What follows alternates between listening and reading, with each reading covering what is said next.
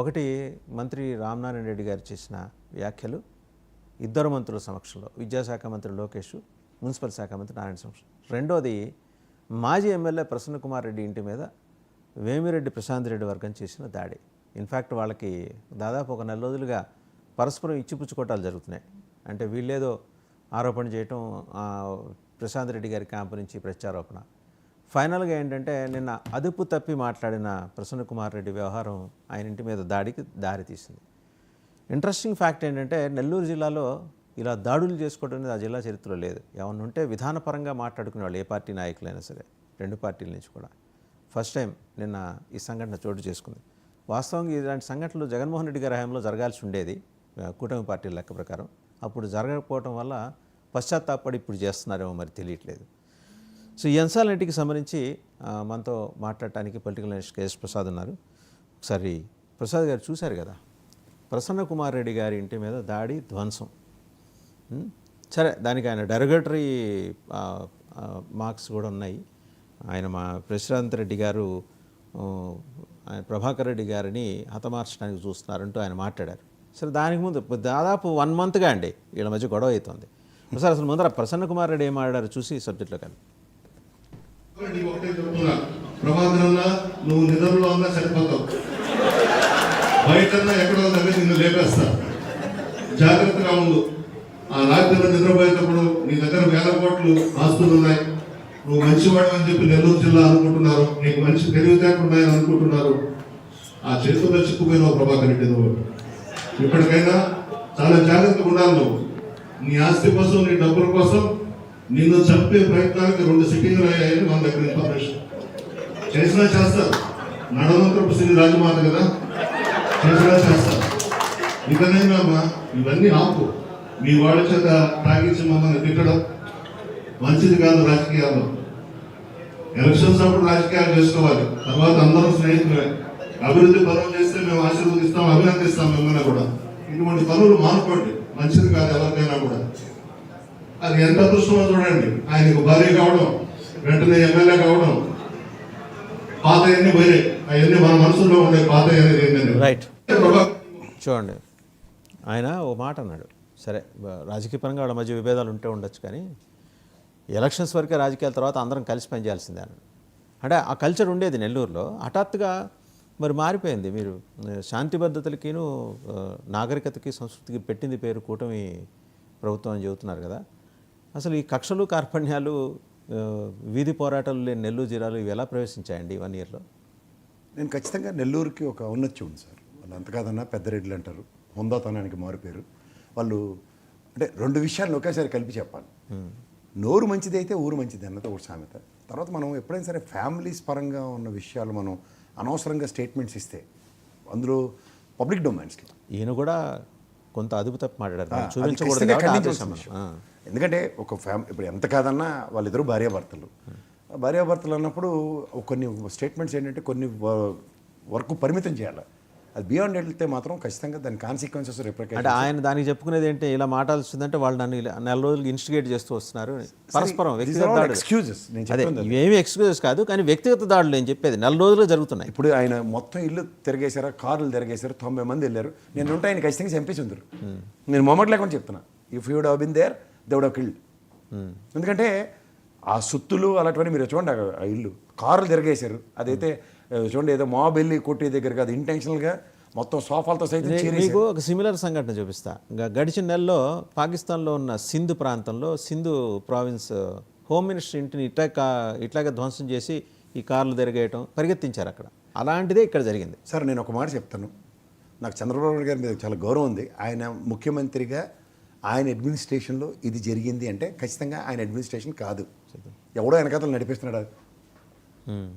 అది మాత్రం ఆయన అయితే ఇలాంటివి ఎలా చేయరండి. Never ever sir. ఆయన ట్రాక్ రికార్డ్ చూస్తే కొంతమంది ఏదో తెలిసి తెలియని చిన్నపిల్లలతనంతో ఆయన భ్రష్టు పట్టించడానికి చేస్తున్నారని మాత్రం నేను చెప్పగలను. వాళ్ళ ఇంటి పని మనిషి అనుకుంటా అండి, వారు అమ్మాయి ఆవిడ మాట్లాడే మనిషి వాళ్ళ అమ్మగారిని తోసేశారండి. ఆ పెద్ద ఏం చేస్తారమ్మా?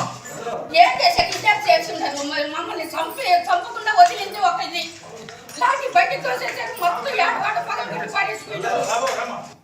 7 మంది దాకా వచ్చారు. 7 వచ్చారు. ఏడుగురా ఆ లోపలికి వచ్చింది ఏడుగురు, బయట ఒక బయట వాళ్ళు మెట్లవి నిచ్చినేసుకుని ఎక్కారండి. ఫస్ట్ ఫ్లోర్ ఏదో లాక్ ఏదో ఉన్నట్టుగా ఉంది. నిచ్చినేసుకుని పైకి ఎక్కి ఆ బెడ్రూముల్లో నాట్లోనే మొత్తం ధ్వంసం చేశారు. అంటే 2 కోట్ల ఫైజీలకు ఆస్తి నష్టం జరిగింది. అండ్ మోర్ ఓవర్ ఇది మీరు గమనిస్తే ఇంట్లో ఇంకేది పనికిరాదు. అంటే ఎవరినో భయభ్రాంతులకు గురి చేద్దాం. నేను అంటుంది ఏంటంటే ప్రసన్న కుమార్ రెడ్డిని నేను సమర్థించట్లే, మాట్లాడడం తప్పు. ఎందుకంటే ఫ్యామిలీ అఫైర్లు ఆ విధంగా ఈ షుడెంట్ అది ఖచ్చితంగా ఖండించవలసిన విషయమే. కానీ దాని రిప్రకేషన్స్ ఇంట్ల మీద పడి అందులో ఆయనతో పర్సనల్గా తేల్చుకుంటే చంపేసుకోండి కొట్టుకోండి తర్వాత విషయం. కానీ ఇంట్లో పెద్దవాళ్ళు ఆడవాడు వాళ్ళ అమ్మగారు ఉన్నప్పుడు అండ్ వాళ్ళ ఫ్యామిలీ కూడా పొలిటికల్ ఫ్యామిలీ, చిన్న శతక ఫ్యామిలీ కాదు. శ్రీనివాసరెడ్డి రెడ్డి గారి దగ్గర నుంచి చూస్తున్న ఫ్యామిలీ, ఎన్టీఆర్ గారి సాధ్య ఆయన. సో ఇవన్నీ చూస్తే చాలా బాధాకరంగా ఉన్నాయి. అండ్ మోర్ ఓవర్ ఈ కల్చర్ ఎక్కడి నుంచి వస్తుంది మనం చూడండి. నెల్లూరులో లేదు. నేను ఒకటి మాత్రం చెప్పగలను సార్, నెల్లూరులో లేదు. ఈ బుర్రతక్కువ ఛానల్ చేసిన దౌర్భాగ్యం ఏంటంటే ఇది బీహార్ అయిపోయింది, శ్రీలంక అయిపోయింది అన్నది దాన్ని వాస్తవ రూపం ఇలా చేసి చూపిద్దామని ప్రయత్నిస్తారా అనిపిస్తుంది సార్.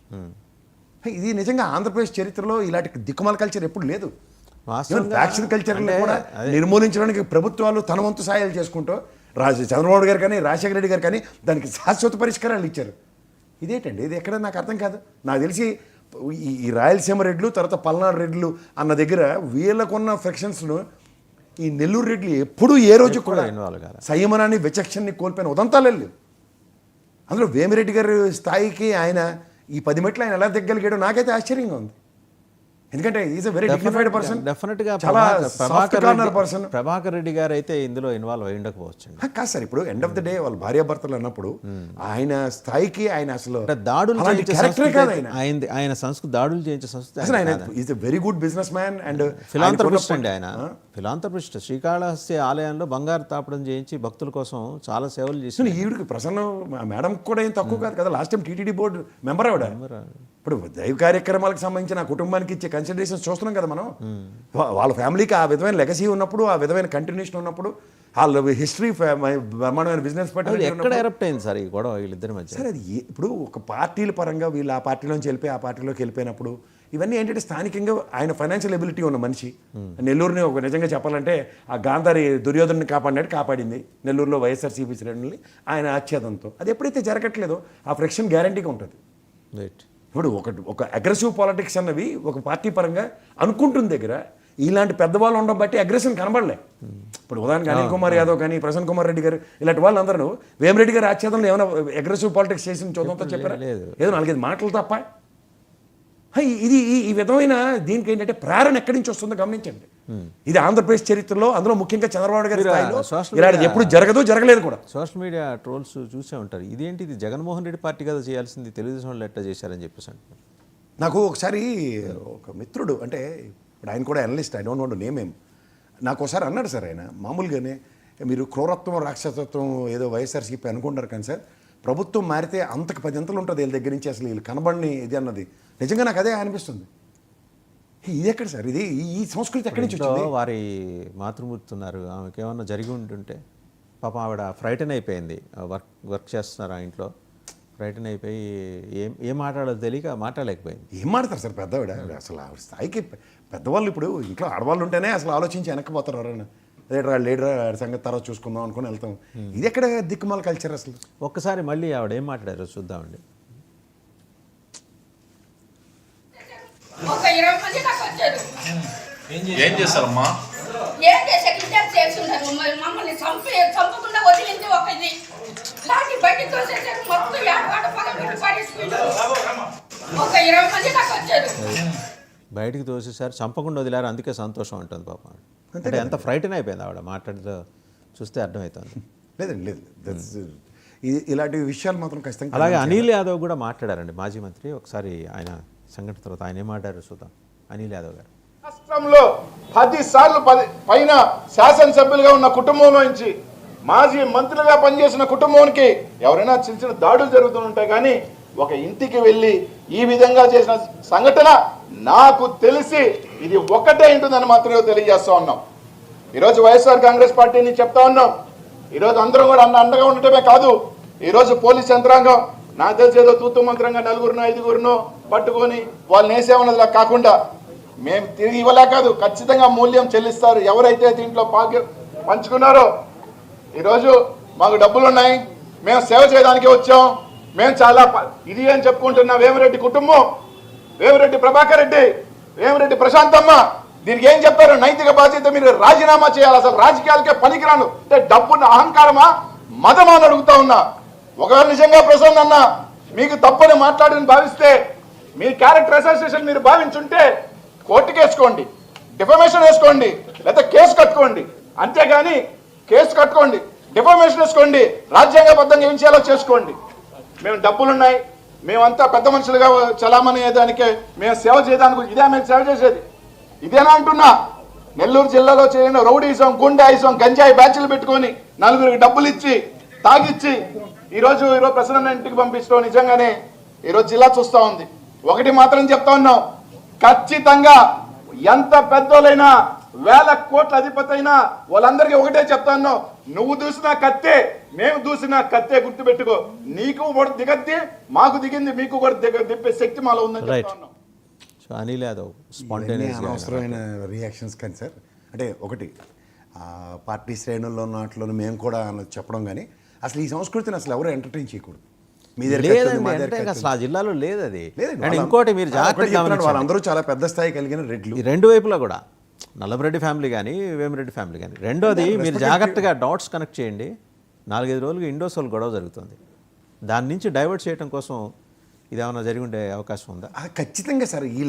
ఈ సంవత్సరం 1 నెల పరిపాలనలో వీళ్ళకంతా ఈ తపేలా ఛానల్ ఇచ్చే డైవర్షన్ పాలిటిక్స్లో కూడా చంద్రబాబు నాయుడు గారి స్థాయిని ఎంత దిగజార్చాలో అంత దిగజార్చేస్తున్నారు. నేను మోమాట లేకుండా చెప్తున్నా, ఏమైనా పర్వాలేదు. 4 రోజులు చంద్రబాబు నాయుడు గారి స్థాయిని ఎవడైతే తగ్గిస్తున్నాడో కట్టొచ్చాడు కనబడుతుంది. ఆయన అడ్మినిస్ట్రేషన్లో ఇది జరిగిందంటే చిచే అనడం కన్నా నా దగ్గర ఇంకొక ఆన్సర్ లేదు. నెవర్ ఎవర్ ఇలాంటివి ఆయన ఎంటర్టైనే చేయడు. ఆయన ఎక్కడండి మీరు చూడలేదా ఒక సీనియర్ జర్నలిస్ట్గా?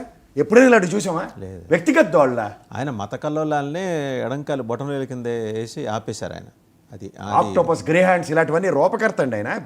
ఆయన పొగడం కాదు, ఇలాంటివి అసలు ఆయన ఏరాలో జరగడం అన్నది జరగదు. అలా జరుగుతుందంటే ఆయన ఎండ్ ఆఫ్ ద డే గౌరవ ముఖ్యమంత్రి ఎవరైనా అడుగుతారు ఈ రాష్ట్రానికి, ఇంకేం అడగరు.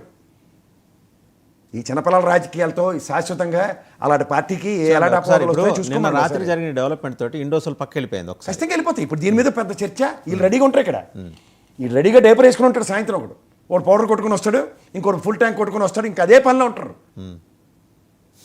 ఇది కూడా మళ్ళీ ఆవేశమే అలా అనడం. వీళ్ళకి ఇప్పుడు ఏంటంటే తల్లి చెల్లి, తర్వాత ఇంకోటి ఏంటి మాస్క్ అండ్ డాక్టర్ గారు చనిపోయింది, ఇవన్నీ చూసి ఇంక ఇప్పుడు 6వ కాన్సెప్ట్ వస్తుందన్నమాట ఆవేశానికి. ఫ్యామిలీలు అంటే ఎవరైనా ఊరుకుంటారు? ఎవరు ఊరుకోరు. నేనే చెప్తున్నాను, ఊరుకోరు. కానీ ఈ విధమైన దాడులు చంద్రబాబు నాయుడు గారు అనే ముఖ్యమంత్రి గారి స్థాయిలో ఇది జరిగాయా అని ఒకసారి అడగండి. ఏ ముఖ్యమంత్రి ఆయనలో అయినా ఇది రాష్ట్రమా? 78 సంవత్సరాలు ఈ స్వతంత్రంలో 1956లో పొట్టి శ్రీరాములు అనే మానవుడు అదే నెల్లూరు జిల్లా నుంచి ఇలా సావడానికి ఆమెకి రాష్ట్రాలు ఏర్పాటు చేసి ఇచ్చారు. ఇదే నా ప్రైడ్. రైట్. ఇంకొక అంశంలోకి వెళ్తే, నిన్న ఆనం రామనారాయణ రెడ్డి గారు మాట్లాడారు. ఇది విఆర్ వెంకటగిరి రాజా గారి హై స్కూల్ని రెనోవేషన్ కార్యక్రమంలో భాగంగా అంటే రివైవ్ చేశారు. రెనోవేషన్ యాజ్ వెల్ రివైవ్ చేశారు. వారు మాట్లాడేది ఒకసారి చూసి సబ్జెక్ట్లోకి వెళ్ళాం. శాసనసభ్యులు, మున్సిపల్ కమిషనర్లు అధికారులతో మాట్లాడినప్పుడు కానీ ఈనాడు ఈ స్కూల్ని రివైవ్ చేసే క్రమంలో అనేక మంది కార్పొరేట్ సంస్థలు, కాంట్రాక్టర్లు, పెద్ద పెద్ద కాంట్రాక్టర్లు అందరూ కూడా వాళ్ళ సిఎస్ఆర్ ఫండ్స్ ఇచ్చి దీన్ని రివైవల్కి వాళ్ళు సహకరించారు. అలాగే బ్యాంక్స్ కూడా కొన్ని ఈ రివైవల్లో వాళ్ళు భాగస్వామ్యం అయ్యారు.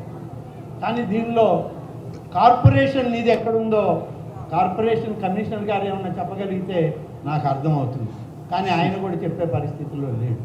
కానీ ఇక్కడ Venkatagiri Rajas municipal corporation high school అని దీనికి నామకరణం చేశారు. మున్సిపల్ మంత్రి గారు ప్రయత్నం చేస్తే అది మున్సిపల్ కార్పొరేషన్ స్కూల్ ఎలా వద్దో నాకైతే అర్థం కాలేదు. కాబట్టి ఇటువంటి తప్పులు భవిష్యత్తులో జరగకూడదు. ఇది ఒక మంచి ఉద్దేశంతో, మంచి ఆలోచనతో నారాయణ గారు కూడా ఆయన ఎంతో శ్రమపడి ఎన్నికలకు ముందు వాగ్దానం చేశారు. వాగ్దానం చేసిన మాటని తను నిలబెట్టుకునే ఒక ప్రయత్నం చేశారు. దానిలో అధికారులు ఇటువంటి పొరపాట్లు చేస్తే దాన్ని ఎవరైనా మరొకరు కూడా దీన్ని ప్రస్తావన చేసేటువంటి అవకాశం ఉంది. ఇదొక మరి కార్పొరేషన్ పోయి కార్పొరేట్ అనేటువంటి పదం యాడ్ అయిందంటే ఇంకొక కార్పొరేట్ స్కూల్ అవుతుందేమో నెల్లూరులో. ఇప్పటికే కార్పొరేట్ విద్యా వ్యవస్థ ఈ నెల్లూరులో వేళ్ళూరికిపోయింది. ఇదంతా ఎందుకు చెప్తున్నామంటే లోకేష్ గారు తెలుసుకోవాలి. ఇక్కడ మామూలు మున్సిపల్ హై స్కూల్స్ ఉన్నాయి, జడ్పీ హై స్కూల్స్ ఉన్నాయి. వాటి బాగోగులు చూడాల్సిన వాళ్ళు మీరే. మీతోటి మేమందరం కూడా కలిసి పనిచేస్తాం. కార్పొరేట్ విద్యా వ్యవస్థ మొట్టమొదట మన రాష్ట్రంలో గుంటూరు నుంచి నెల్లూరుకి తరలిన తర్వాత ఇక్కడ కార్పొరేట్ విద్యా వ్యవస్థకే ప్రాధాన్యత వచ్చింది. మామూలు విద్యా వ్యవస్థ అంతా మధ్యతరగతి కుటుంబం. ఆయన చెప్పింది చూశారు కదా, కార్పొరేషన్ స్కూల్ అని పెట్టినప్పుడు దీనికి సంబంధించిన ప్రోటోకాల్స్ కమిషనర్ గారికి తెలుసా? అక్కడ వేదిక మీద ఇద్దరు మంత్రులు ఉన్నారు, విద్యాశాఖ మంత్రి లోకేష్ గారు ఉన్నారు, మున్సిపల్ శాఖ మంత్రి గారు. ఇప్పుడు మున్సిపల్ శాఖ మంత్రి గారు వచ్చి దీన్ని రివైవ్ చేశారు కాబట్టి మున్సిపల్ స్కూల్ అయిపోతుందా అంటే ఆయన చాలా అవుట్ స్పోకెన్ అండి. అసలు ఎక్కడ కాంప్రమైజ్ కాదు, చెప్పాలని కుండ బద్దలు కొట్టినట్టు చెప్పేస్తాడు. And is being respected above the party lines. ఆయనకి ఆ గౌరవం ఉంది, టవరింగ్ పర్సనాలిటీ ఆ కుటుంబం. ఇది the original Reddy vibration. Nellore Reddy ఎవరు ఎక్కడ ఏంటున్నారో దాన్ని నిజం ఏంటో నెక్కచిగా చెప్పేవాడు నెల్లూరు రెడ్డి. చూపించండి పవర్. ఎందుకంటే విద్యాశాఖ మంత్రి అక్కడే ఉన్నాడు, and in the same scenario municipal శాఖ మంత్రి అక్కడే ఉన్నాడు. అండ్ వాళ్ళు చేస్తున్న దాష్టికం ఏంటంటే మున్సిపల్ శాఖ మంత్రి పరంగా మున్సిపల్ కార్పొరేట్ స్కూల్స్ని కార్పొరేట్ విధంగా ఎస్టాబ్లిష్ చేస్తూ గుంటూరు నుంచి నెల్లూరు తరలించిన ఉదంతంలో దగ్గర 150 స్కూళ్ళు పైచిలిక. ఎందుకంటే ఈ వెంకటగిరి మహారాజ్ గారి స్కూల్ అది, that is been taken care from years together. Anand గారి పరిరక్షణలోనే సుబ్బారెడ్డి గారి ఆధ్వర్యంలో ఎంతో డెవలప్మెంట్ జరిగింది. తర్వాత దీనికి జరిగిన ఫండ్స్ అన్ని కూడా సిఎస్ఆర్ యాక్టివిటీస్ దగ్గర నుంచి కాంట్రాక్టర్స్ దగ్గర నుంచి ఏకరువు పెట్టింది ఉదంతంలో. ఎక్కడ ఎవరి వలన దాని ఆచ్ఛేదన దాని పరిరక్షణ జరిగిందో వాళ్ళని తప్ప, మున్సిపల్ శాఖ మంత్రి వచ్చారు కాబట్టి మున్సిపల్ కార్పొరేషన్ కింద దాన్ని ఎస్టాబ్లిష్ చేయడం నాట్ యాక్సెప్టబుల్ అని పుట్ డౌన్ చేసి ఉదాహరణ అండి. అంటే ఇప్పుడు ఆయన దేవాదాయ శాఖ మంత్రి, ఒకళ్ళు మున్సిపల్ శాఖ మంత్రి లేకుండా ఆయనే స్టార్ట్ చేస్తుంటే మరి విఆర్ దేవాదాయ పాఠశాల పెడతారా? బెటర్ కదా. వేద పాఠశాల సార్ ఇవి. అదే చెప్తున్నాను సార్, కొంతమంది ఇప్పుడు ఈ రోజుకి నెల్లూరులో కాస్త పేద మధ్యతరగతి పిల్లలు చదువుకుంటున్నారంటే అలాంటి స్కూల్స్. విజయనగరంలో మేము చదువుకున్న స్కూల్ ఉన్నాయి, మాన్సస్ ట్రస్ట్ మహారాజు గారు పివిజి రాజు గారు ఇచ్చిన, మా అందరికీ పట్టెడు అన్నం కాదు సార్. రైతులకి ఎంతోమందికి ఉచితంగా ల్యాండ్లు ఇచ్చారు. అలాగే చదువుకున్న వాళ్ళందరికీ శుభ్రంగా ఆ విజయనగరం సంస్థానంలో చదువుకున్న వాళ్ళందరూ మేము ఆ మాన్సస్ ట్రస్ట్కున్న ఔన్నత్యం. వాళ్ళ పేర్లు మారుస్తామంటే ఎవరు ఊరుకుంటారు సార్? సరే, ఇది ఒకటి నేను చెప్తున్నాను. ఇవాళ కార్పొరేట్ సెక్టరు 150 స్కూళ్ళు పైచీలకి వాళ్ళ స్కూళ్ళు మూతపడి ఉన్నాయి ఆంధ్రప్రదేశ్లో. కింద మీద తడువుకుంటున్నారు. ఏం చేస్తున్నారంటే వీళ్ళేదో ప్రతిదానికి ఆర్భాటాలతోనూ ఈ ఆర్భాటాలతో మనకు అవుట్కమ్ వచ్చేస్తుందని చెప్పి వాళ్ళ ఊరు వెళ్ళి వాళ్ళ దగ్గరే ఆయన సమక్షంలోనే అలా వెంత ప్రవర్తన. అంటే ఆయన కమిషనర్ గారికి ఇండైరెక్ట్గా నీవు కబంధ హస్తాల్లో చిక్కున్నావు, నువ్వు చెప్పలేని పరిస్థితిని ఎస్టాబ్లిష్ చేసాడు. ఒకేసారి 3-4 అడ్రస్ చేశారండి ఆయన. 3-4 వ్యవస్థ, దెబ్బకి 3 పెట్టలు అంతే. ఒకటి మున్సిపల్ వ్యవస్థ, రెండోది ఏంటంటే ఎడ్యుకేషన్ సిస్టమ్, మూడోది ఏంటంటే ఒక కమిషనర్ అంటే బ్యూరోక్రాట్ కబంధ హస్తాల్లో ఉన్నాడని కూడా ఎస్టాబ్లిష్ చేయగలిగాడు. బికాజ్ అది మీకు ఎప్పుడైనా సరే ఒకటి గుర్తుంచుకోండి సార్, మీ ఇంటి పేరు మధ్యలో ఇంకోటి పెడతానంటే ఎట్లా అవుతుంది? ఆ వెంకటగిరి మహారాజ్ గారు ఆ రోజు దాని స్కూల్ వైభవం తెలుసుకోండి ఒకసారి. ఇంకా మూడోది సార్ ఇండోసోల్. ఏంటి సార్ ఇండోసోల్లో ఇప్పుడు లేటెస్ట్గా? ఇంకా లేటెస్ట్ మీరు అక్కడ లేటెస్ట్ అంతా ఇదే. కానీ ఒకటి ఆయనకు ఒరిజినల్గా అలాట్ చేసిన దాన్ని రద్దు చేసి ఇటు ఈ పంట పొలాలు ఈ పళ్ళ తోటల మధ్యలోకి తీసుకురావడం వెనకాల సమ్ కాన్స్పిరసీ థియరీ ఉందని చెప్పేసి నిన్న నుంచి కొత్త ప్రచారం. అంటే విశ్వేశ్వరరెడ్డి అక్కడే బీపీసీఎల్కి ఇస్తామన్నారు. ఇప్పుడు బీపీసీఎల్కి విశ్వేశ్వరరెడ్డికి పోటీ అది. ఒకటి నేను చెప్పగలను సార్, ఇప్పుడు 1000 ఎకరాలు ఆయనకి ఏదైతే అలకేట్ చేశారో ఆ ల్యాండ్ యొక్క డెన్సిటీని ఎస్టాబ్లిష్ చేయండి. Because it's worth of 500 crores. ఆయన 500 crores he has paid it to the government అండి. ఆబ్వియస్లీ. సో ఇప్పుడు అగ్రిగేట్ 50 lakhs per acre కదా. ఇది బీపీసీఎల్కి కూడా వర్తిస్తుంది కదా. బీపీసీఎల్కి అయినా 99 పైసలు ఎవరమా? అది ఇంకా అదే ఎట్2 వెసెస్ this is what is happened. So ఈయనకి ఆ ల్యాండ్ కాకుండా అలొకేషన్ ఉన్నప్పుడు ఈ షిరిడి సాయి ఎలక్ట్రిక్ తెలుసు కదా. అవును, గతంలో వాళ్ళ మీద అప్పవాదు, ఇప్పుడు వచ్చేసరికి వీళ్ళ మీద అప్పవాదు. ఇప్పుడు ఆయన తెలుగుదేశానికి 40 crores ఎలక్ట్రల్ బాండ్స్ ఇచ్చాడని కూడా వీళ్ళు అంటున్నారు, వైసీపీ వాళ్ళు అంటున్నారు. అందమేంటి రేపు పొద్దున్న ఎస్టాబ్లిష్ చేస్తే electric right to information apply చేశాను, వస్తే నేను మాట్లాడతాను. అప్పుడు ఎందుకు మనలో hand in bird is more important. చేతిలో పెట్టుకునే మాట్లాడదాం సార్. కార్పొరేట్ సెక్టర్లో ఎవరికి రాజకీయ పార్టీలకి ఫండ్లు ఇవ్వకుండా ఎవడున్నాడు? అందరూ ఇస్తారు. ఎవరు అతీతం కాదు. సడన్ కానీ గా గవర్నమెంట్ అలా వచ్చిందనుకోండి ఆడికి ముద్ర పడిపోతుంది. షిఫ్ట్ ఇన్ పారాడిగమ్ ఏంటి, ఆయనకి ఇచ్చిన బంజరు భూమి నుంచి పంట పొలాలకు మళ్ళించడం ఏంటి, అక్కడి నుంచి ప్రొటెస్ట్ వస్తుంది. ఇప్పుడు ప్రొటెస్ట్ వచ్చింది కాబట్టి అయ్యా మీరు ఇక్కడి నుంచి సర్దుకోండి అని చెప్పే ప్రయత్నం. ఆబ్వియస్లీ ఇప్పుడు భూసేకరణ నోటిఫికేషన్ ఎప్పుడు ఇస్తాం సార్, ముందర గ్రామ సభలు పెట్టి గ్రామ సభల సారాంశం దానికి కాంపన్సేషన్ డిసైడ్ అవుతుంది. సినిమా ముందర ఎవడు క్లైమాక్స్ చిత్రీకరించి తర్వాత స్టోరీలోకి వెళ్ళరు కదా. చేస్తారు కొంతమంది డైరెక్టర్లు ఉన్నారండి, క్లైమాక్స్ చిత్రీకరించి వాళ్ళకి తల ఇప్పుడు తోక లేకుండా జరుగుతుంది తీరువ అది. దెబ్బ లేకుండా ఎందుకంటే ముందుకెళ్తే వాళ్ళు ఏమంటున్నారో మీరు చూసారు కదా, రైతులు చావనైనా చేస్తాం మేమైతే ఇక్కడి నుంచి పోయేది. రైతులేంటి కామన్ పీపుల్ ఉన్నారు అక్కడ. ఎంత పెద్ద ఊరండి, 23 చిన్న గ్రామాలు కలిపే పంచాయతీ అది కడేరు. కడేరు పంచాయతీ అంత ఈజీ కాదు సార్. మీకు ఇదే చెప్తున్నాను చూడండి, ఇది కూడా కాదు. మీకు 46,000 ఎకరాలు నారాయణ గారి ఆధ్వర్యంలో జరిగే ఏ పని కూడా అవుతే అడగండి. నిన్న అవి చూసే ఉంటారు కదా, చూసాం. తాడికొండ పొన్నికల్లు అక్కడ వచ్చిన ప్రొటెస్ట్ వాళ్ళు సైకిళ్ళు వేసుకొని మరి వాళ్ళు ప్రచారం చేస్తున్నారు.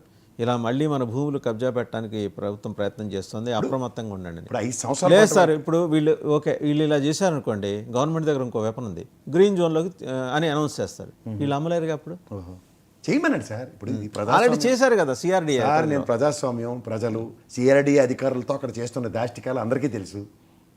శ్రవణ్ గారికి వెనక నుంచి మైక్ పెట్టి అడగండి చెప్తాడు. ఆయన కూడా నలిగిపోతుంది ఆయనే. గతంలో 34,000 ఎకరాలకు కూడా బాధ్యుడు ఆయనే. వీళ్ళందరూ చేతులు దులుపుకొని వారు ఉద్యమాలు కొత్త కొత్త పకోడీ బ్యాచ్లు అన్నీ వచ్చి ఉద్యమాలు అన్నీ స్టార్ట్ చేస్తారు. నిజమైన బాధ్యత వహించి సంపాదించింది ఆయనే, తెప్పలబడింది ఆయన. ప్రాంతం వాడు కాబట్టి ఇప్పుడు ఆ మనిషిని చూసి కన్విన్స్ అయ్యి ఇచ్చారు, కానీ ఆ మనిషిని వాళ్ళు ముఖ్యమైన నిలబెట్టారు. ఏమవుతుంది? రిప్రికేషన్స్ కాన్సిక్వెన్స్ ఆయన ఎదుర్కొంటున్నాడు, మిగిలిన వాళ్ళు హ్యాపీగా. మొన్న ఏమడుతున్నారు వాళ్ళు వినండి ఒకసారి. కారెక్కుతో ఇది తీసేసుకుంటున్నాను 46,000 ఎకరాలను నారాయణ గారు చెప్పేసి వెళ్ళిపోయినంత మాత్రాన్ని కాదు కదా. వాళ్ళు కన్సెంట్ ఇచ్చారని కదా మినిస్టర్ గారు చెప్పింది. వాళ్ళకి అదే ఎవరిచ్చారు కన్సెంట్ అని తిరిగి అడుగుతున్నారు గ్రామాల కదా. ప్రజలు కన్సెంట్ గ్రామ ఇచ్చారు. సభల్లో కూర్చొని అడుగుతుంది ఏంటి, ఎవరిచ్చారు కన్సెంట్ అని. అన్నీ ప్రాపర్ ఛానల్ వైజ్ వాళ్ళు అనేది ఏంటంటే, కూటమి పార్టీల నాయకులు అనేది అంటే 5% మాత్రమే కదా వ్యతిరేకత, మిగిలిన 90% అనుకూలతను మీరు ఎందుకు చూడలేకపోతున్నారు అని ప్రశ్నిస్తున్నారు. అదే సార్, ఇప్పుడు 5% అని మీరు ఎస్టాబ్లిష్ చేసినప్పుడు 90% ఎస్టాబ్లిష్ చేయండి. ఇస్తా ఉన్నారు ఆ డీటెయిల్స్ కూడా. ఎలా ఇస్తారు? 90% గ్రామ సభలు కలిపి లైవ్ అమ్మనండి. గ్రామ సభల్లో నేను పెట్టిన రెండింటికి శ్రవణ గారి ఆధ్వర్యంలో జరిగిన గ్రామ సభల్లో రెండు కూడా ఆయన నియోజకవర్గమే. మరి ఒకటి పొన్నేకల్లు అండ్ ఇంకోటి అనేది పెదపరిమి. ఆ రెండింటి చూసాం కదా. మిగిలిన గ్రామాలు పెట్టి మాకు మాట్లాడండి. అవి ఉన్నబట్టే కదా అవి మాట్లాడవలసి వస్తుంది. ఆ చాటింపులు చుండూరు పరిసర ప్రాంతాల్లో చాటింపులు ఏమి ఇచ్చారు, వాళ్ళకే దిక్కులేదు ఎప్పటికీ, మాకేంటని డైరెక్ట్గానే అన్నారు. డైరెక్ట్ చెప్తున్నారు కదా. రైతుల యొక్క ఆక్రందన, వాళ్ళ యొక్క వ్యతలు అర్థం కావట్లేదా? ఇక్కడ 34,000 ఎకరాలు ఏం సతమతం అవుతున్నారు? 10 ఏళ్ళు పొద్దుయింది ఇప్పటికీ. ఏం సాధించారు? పోనీ వీళ్ళు ఏమైనా బ్రహ్మాండమైన పురోగతి సంతరించుకున్నారు వీళ్ళు? అసలు వీళ్ళ దగ్గర ఉన్న డబ్బులు ఎవరి దగ్గర లేవు. ఈ విధంగా ల్యాండ్ ఇస్తే రాజధాని అనే పేరుతో ఖచ్చితంగా వీళ్ళు స్థాయిలు పెరిగిపోతాయి, ఎన్నాళ్ళు కష్టపడతారు రైతులు అన్నది ఏమైనా ఒక కాన్సెప్ట్ డిజైన్డ్ ప్రోగ్రామ్ ఉంటే ఒక డిస్ప్లే చేసి, ఎస్ వీళ్ళు 34,000 ఎకరాల్లో ఇచ్చిన ఈ రైతుల యొక్క ఔన్నత్యాలు ఇవి, వీళ్ళ త్యాగాలతో మనకు ఏర్పడిన ఈ రాజధాని, దీనివల్ల వీళ్ళు ఈ విధంగా పరిరక్షించబడ్డారు. హ్యాన్స్ ఫోర్త్ మీరు కూడా 46,000 ఎకరాలు ఇస్తే మీరు ఈ విధంగా అతి దగ్గరలో పరిరక్షించబడతారని చెప్పమనండి. రైట్, థ్యాంక్ యూ ప్రసాద్ గారు, thank you very much. So చూసాం కదా ప్రసాద్ గారు చెప్తున్నారు, ఇండోసోల్ నుంచి డైవర్ట్ చేయడం కోసమే నల్లపురెడ్డి ప్రసన్న కుమార్ రెడ్డి ఇంటి మీద దాడి. సో ఈ రోజు నుంచి అందరూ ఇంకా ఇది ఒక వారం 10 రోజులు మాట్లాడుకుంటారు. ఇండోసోల్లో ఆ ప్రాంతంలో జరుగుతున్న రైతుల ఆందోళన, అక్కడ స్థానికుల ఆందోళన, సావనైనా చస్తాం కానీ భూములు ఇవ్వమంటున్న ఆందోళన తెర వెనక్కి నెట్టేసే ప్రయత్నం, దాన్ని బలవంతంగా అది